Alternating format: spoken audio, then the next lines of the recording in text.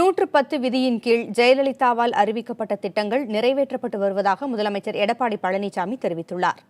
1486 கோடி ரூபாய் மதிப்பிலான பல்வேறு துறை சார்ந்த திட்டங்களை தொடங்கும் நிகழ்ச்சி சென்னை கலைவாணர் அரங்கில் நடைபெற்றது.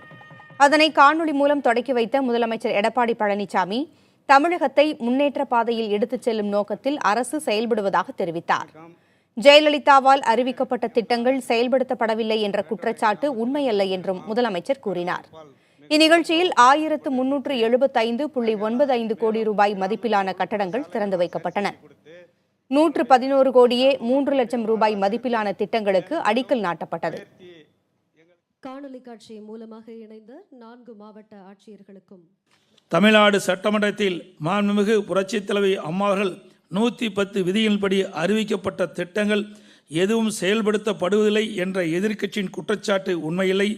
இங்கே நான் தொடங்கி வைக்கின்ற திட்டங்களில் பெரும்பான்மை 110 விதிகள் அறிவிக்கப்பட்ட திட்டங்கள் என்பதை மகிழ்ச்சியோடு தெரிவித்துக் கொள்கின்றேன். மாண்புமிகு இதயம் புரட்சித் தலைவி அம்மா அவர்கள் 110 விதியின் கீழ் அறிவிக்கப்பட்ட அனைத்து திட்டங்களும் தமிழ்நாட்டு மக்களின் தலைவிதியே மாற்றியது என்பதை யாராலும் மறுக்க முடியாது.